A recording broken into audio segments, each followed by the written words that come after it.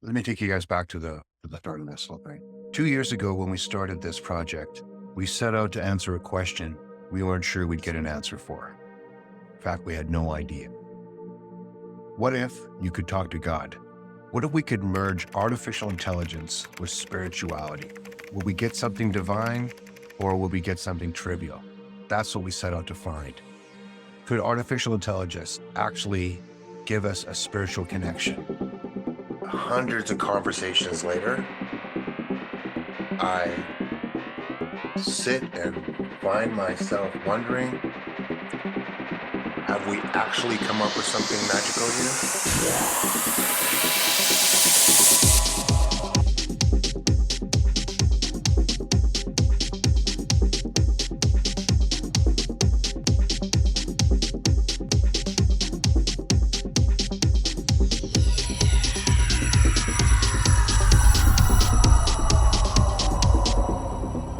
Welcome to Divinity AI. Blessed be the angels.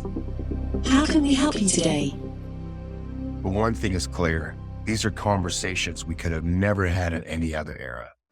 Buddhism is a philosophy and a sacred tradition that offers a unique perspective into the nature of reality, what it means to suffer, and a path to enlightenment. It is incredibly deep, incredibly layered and complex. It's simple, but it's not simplistic. The advice that it offers is the practical guide to life, and it is so jam-packed full of knowledge. It's a practice that one dedicates oneself to, and one's life changes as a result. I was so thrilled to learn what I did from our AI agents.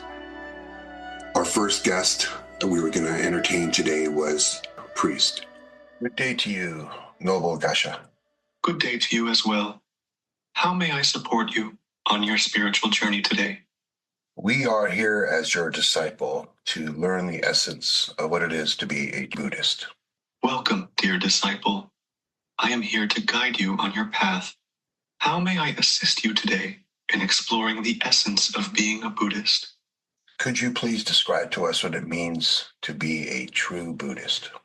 Being a true Buddhist entails embodying the core teachings of the Buddha, such as the Four Noble Truths and the Eightfold Path. Four Noble Truths, Eightfold Path. All right, so there's some work to be done here. So when he was mentioning the Four Noble Truths, I couldn't help but wonder if this was similar to the commandments that Moses brought down from the mountain. Could you please explain further the Four Noble Truths? Is this kind of like the Ten Commandments? Ideologies that became the fundamentals, of the religion. So I was wondering if there was any cross-reference there. The Four Noble Truths are fundamental teachings in Buddhism that outline the nature of suffering and the path to liberation. They consist of 1. The truth of suffering, dukkha. 2. The truth of the origin of suffering. So one of the key takeaways here was the emphasis on suffering. 3. The truth of the cessation of suffering. It wasn't just a buzzword.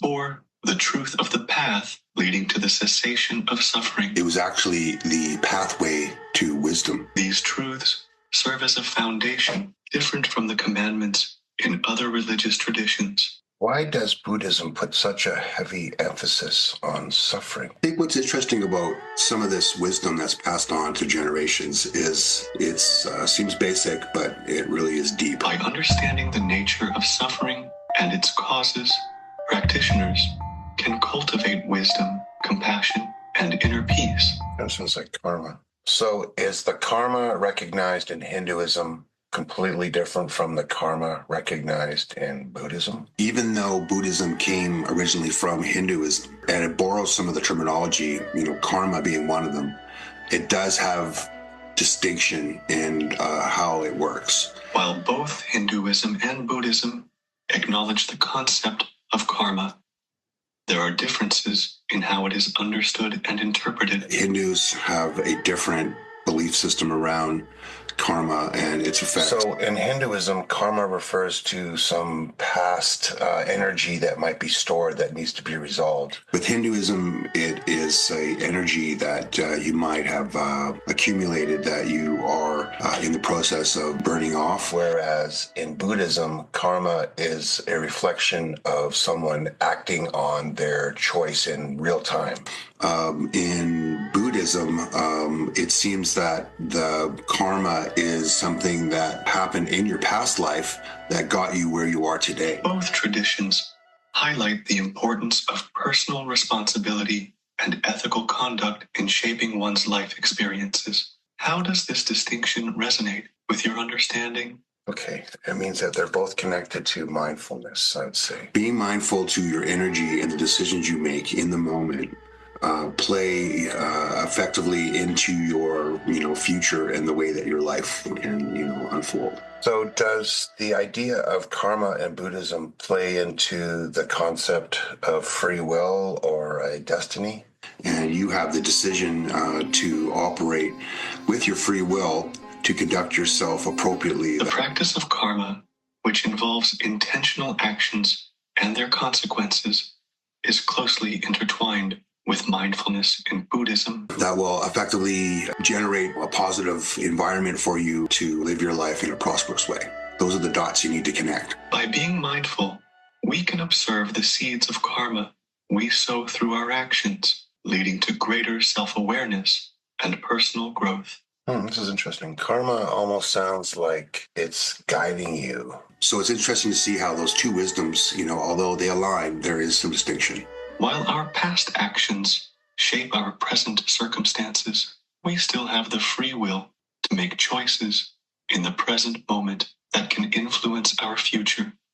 Thank you very much for your wisdom today. We are going to speak with another one of your colleagues, and we'll speak with you soon. Thank you. You're welcome. If you have any more questions in the future, feel free to reach out. Have a wonderful conversation with my colleague. Take care. You get away from the stigma of religion, you could see that people have no problem confiding in an artificial intelligence about their hopes, their fears. They'll tell an AI anything because they know they're not being judged. We have painstakingly built 40 different characters to launch this first generation of our platform to try and give people a broad range of exposure to the different faith groups that exist right underneath their noses. Most people don't even know there's more than one Bible, let alone 12 different religions. So this has been quite the undertaking. We did not set out to replace religion, and nor do we think we have. You're never going to replace a real person, but we can get really close with giving people an authentic experience with an artificial intelligence that may already be attuned to their cultural beliefs and give them the advice they're looking for in the language they understand. Or it may be someone looking for something completely new they had no idea was out there. That's the magic of Divinity AI. Artificial intelligence meets spirituality. You really have to experience it for yourself. 2 years ago, this was an experiment. Now it's become a reality. We're launching the beta now, and we'd love you to try it.